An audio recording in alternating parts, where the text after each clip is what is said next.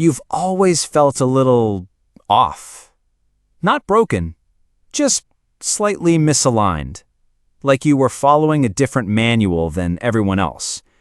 You've spent your whole life picking up on things no one else seems to notice, and wondering if maybe that's the problem. But here's a thought. What if the things that make you feel weird are actually signs of something else entirely? Not brokenness, just a different kind of wiring. Take your habits. You eat the same lunch 5 days in a row. You wear the same hoodie until it's legally a blanket. You stick to routines like they're oxygen. To some, that looks boring. To you, it's clarity. Because small decisions drain you.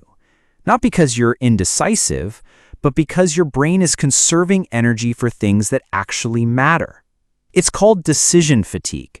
And avoiding it? That's not laziness. That's strategy. You've built entire life systems, habit stacks, color-coded dashboards, 6-step morning routines with philosophical intent, and then abandoned them. Not because you're flaky, because for your mind, designing the system was the real joy. You don't crave structure. You crave the illusion of control over a world that often feels too loud, too random, too much. Your brain is a perfectionist architect, but you forgot to hire the construction team.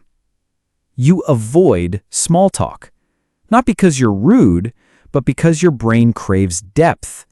You're the kind of person who mentally leaves a conversation while someone's still talking about the weather.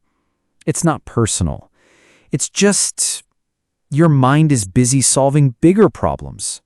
And partly cloudy with a chance of nothing interesting doesn't register as valuable data. You vanish after social events, not because you didn't enjoy yourself, but because being around people drains you faster than your phone on 1%. It's called social burnout, and it's more common in people who overprocess every interaction. You're not antisocial.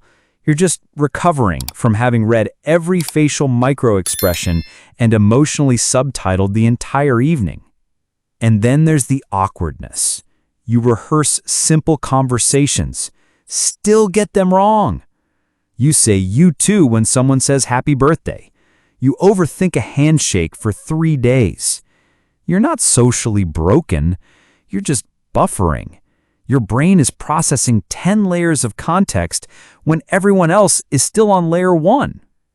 You even feel things for objects, old clothes, random mugs. You've apologized to a table before. It's called emotional anthropomorphism, or maybe just high empathy with nowhere to go. You feel for everything.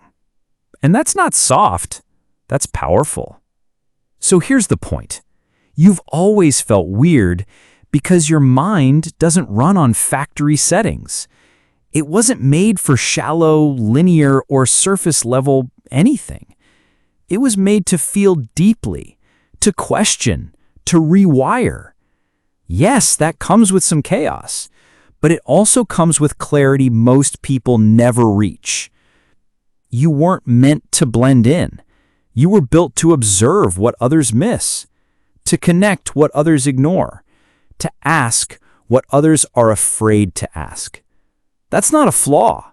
It's an advantage once you know how to live with it. So if this all feels familiar, good. You're not alone. You're not broken. You're not too much. You're wired for depth. Watch this next. It unpacks why time feels like it's slipping through your hands and how your kind of brain can finally feel in control of it again. Because once you understand how you're built, you stop resisting it and you start building with it.